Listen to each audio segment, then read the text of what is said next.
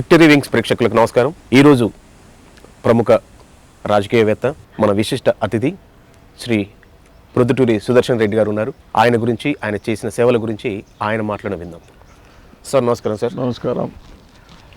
Victory wings channel తరపున మీకు స్వాగతం పలుకుతున్నాను సార్. Thank you sir. ఈరోజు మీ యొక్క రాజకీయ ప్రవేశం గురించి కాస్త మా ప్రేక్షకులకు చెప్పండి.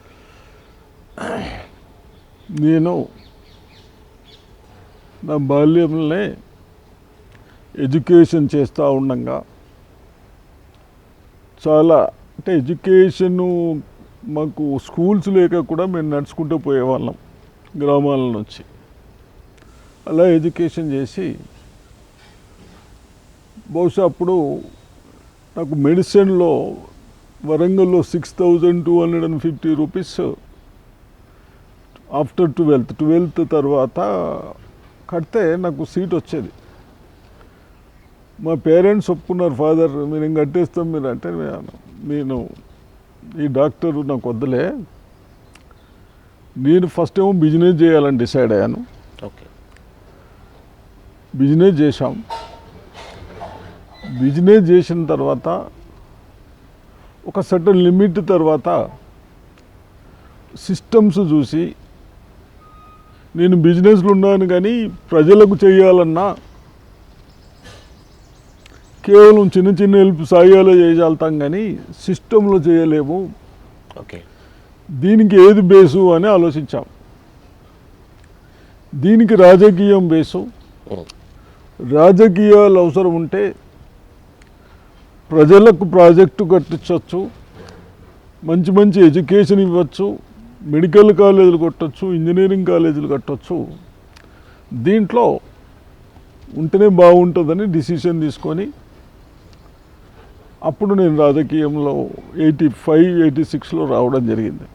సార్, మీరు హెల్త్ మినిస్టర్గా ఉన్నప్పుడు 18 నెలలు ఉన్నారు.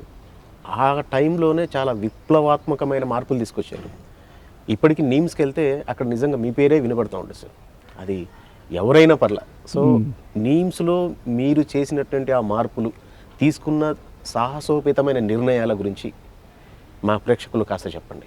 రాజశేఖర రెడ్డి, కీర్తిశేషులు రాజశేఖర రెడ్డి గారు ఉన్నప్పుడు నాకు హెల్త్ మినిస్టర్గా ఇచ్చారు.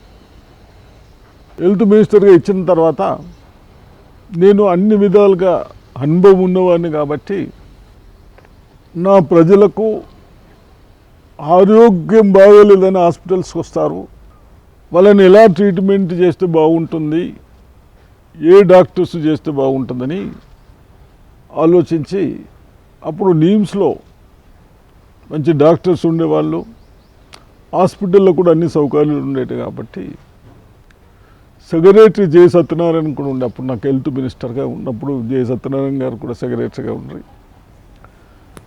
మేము హాస్పిటల్లో 2 times విజిట్ చేసి ఇక్కడ సిస్టమ్ ఏంది, పేషెంట్స్ ఏ పేషెంట్స్ ఎక్కువ వస్తూ ఉన్నారు, మనం ఏం చేయాలని. వాళ్ళదేమో మాకు ఇక్కడ కన్స్ట్రక్షన్స్ కావాలి, ఎక్విప్మెంట్స్ కావాలని చెప్తా వచ్చారు. సెకండ్ టైం కూడా చెప్పాను. థర్డ్ టైం మీరు ఎక్విప్మెంట్స్ కానీ కన్స్ట్రక్షన్స్ కానీ ఒకసారి నోట్ ఇవ్వండి, అది సెక్రటరీ గవర్నమెంట్ చూస్తుంది. మీకు పేషెంట్లకు ఇమ్మీడియట్ సౌకర్యాలు ఏం కావాలి, పేషెంట్లకు ట్రీట్మెంట్ చేయడానికి ఇమ్మీడియట్ సౌకర్యాలు ఏం కావాలి అది చెప్పండి మాకు. మీ దగ్గరకు వచ్చిన తర్వాత మనకు అప్పుడు ఆంధ్రప్రదేశ్గా ఉన్నప్పుడు చాలా మంచి హాస్పిటల్ అని బాగా దూరం నుంచి అందరూ మొత్తం ఆంధ్ర నుంచి కూడా వచ్చేవాళ్ళు కాబట్టి ఇక్కడ నా అబ్జర్వ్కి వచ్చినప్పుడు ఏంటంటే, ఒక పేషెంట్ శ్రీకాకుళము, విజయనగరము, వైజాగ్, ఆదిలాబాద్ నుంచి వస్తే ఈవినింగ్ వస్తాడు, మార్నింగ్ అవుట్ పేషెంట్స్కి వస్తాడు. పాపం ఆ డాక్టర్ చూసే వరకు 10:30, 11 అయిపోతుంది. ఇతనికి ఏమేమి టెస్ట్ చేయాలని ఆయన నిర్ణయించి రాసే వరకు 12-12:30 అయిపోతుంది. అప్పుడు అక్కడ కొన్ని అన్ని సౌకర్యాలు ఉన్నా చిన్న చిన్న ఇబ్బందులు చేసి బయటకు పోయి చేసుకునేవాళ్ళు.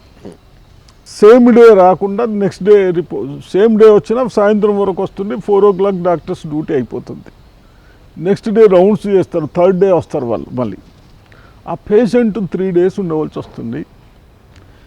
ఇది కరెక్ట్ కాదు. మనం వాళ్ళు ఎక్కడి నుంచో వస్తారు, రెసిడెన్షియల్ ఉన్నాయి, వచ్చిన వాళ్ళకి ఇబ్బందులు కదా, దీనికి ఏం ప్రాబ్లం అని నేను అడిగాను. లేదు సార్, ఎక్విప్మెంట్స్ అయితే ఇచ్చాం కదా, టెక్నీషియన్స్ లేరు. అరే నేను టెక్నీషియన్స్ ఎందరు లేరు? 8 to 10 members.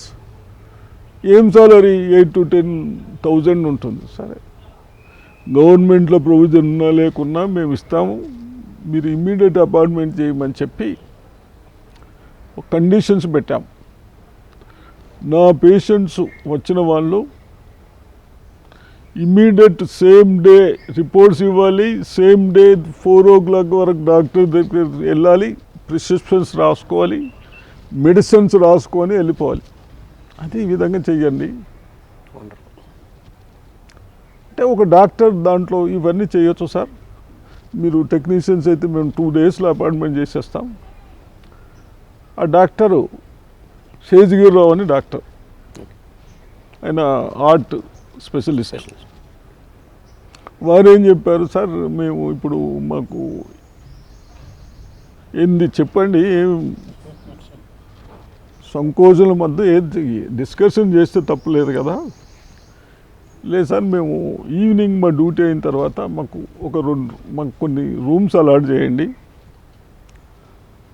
చేస్తే వచ్చిన వాళ్ళు సాయంత్రం వేస్తూ ఉన్నారు కాబట్టి వాళ్ళకి అన్ని టెస్టులు చేసేసి మేము ఈ టెస్టులు కావాలనే వరకు 7-8 నుంచే వాళ్ళు టెస్టులకు పోయి అన్నీ చేసేస్తారు.